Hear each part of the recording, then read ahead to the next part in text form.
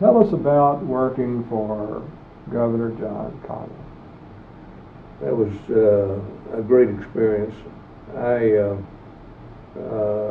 again, partially due to Dorothy, she had knew two of his staff people down here at the time, George Christian and Bill Cobb. Had gone to high school with Bill Cobb, and she'd worked with George Christian on Governor Bryce Daniels' campaign, and that opened the door at least for an opening at that time in the governor's office.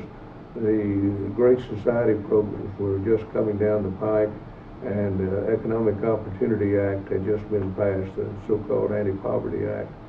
The governor was looking for a director, and I interviewed and was very fortunate enough to be employed. Stayed with him from 1964 until he went out of office in 1969. An amazing person with such a tremendous ability to get viewpoints and facts from various sources, and then put those together into a compact statement that he could make to the press or make a speech, whatever. He had just a tremendous mind. You know, as a professional staff person, a policy-related person in the governor's office, it really is a different kind of work than what you were doing when you were managing those several thousand employees in Garland or Waco. So, talk a little bit about how it was different. The first year we did have management responsibility to the extent that we were getting federal money for the various community action and migrant programs and some others.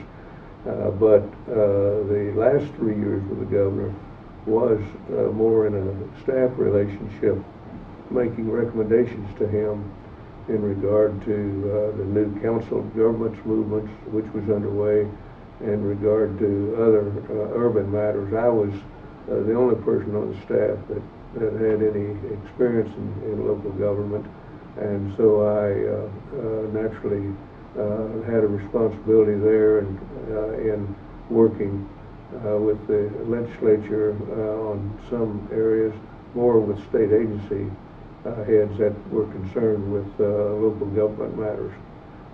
But I would meet with him several mornings a week, and again, it was amazing to me the way he could take what I said and what others would tell him, and then make his own decision on what needed to be done.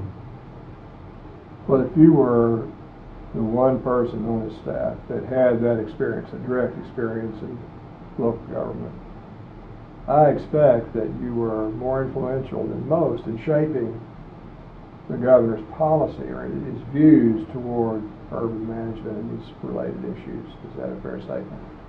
Well, I think probably so, because no one else had that local government experience. The others, we had a couple of lawyers and Mike Myers, who later became a very strong, large contributor to the University of Texas. He was in the development business, and he was the governor's traveling companion. And Larry Temple, and later John Mobley, were the chiefs of staff, all outstanding people. The governor surrounded himself with a cadre of Julian Reed, and Howard Rose was the original chief of staff, but he surrounded himself with fine people. For a young person thinking about opportunities to serve in public service and urban management and public policy areas, the opportunity to work for a governor, especially if you bring to it this kind of experience, does open up chances to influence the world in ways that might not otherwise Well, I be think available. there's no question but what my being on his staff was the prime reason that when he went out, I was offered this position with Pete Marwick, now KPMG accounting firm, to head up their governmental consulting operations in a 9-state area.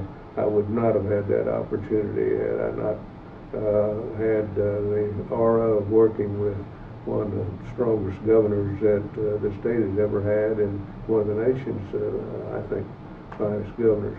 And so it was very fortuitous that I came into that situation.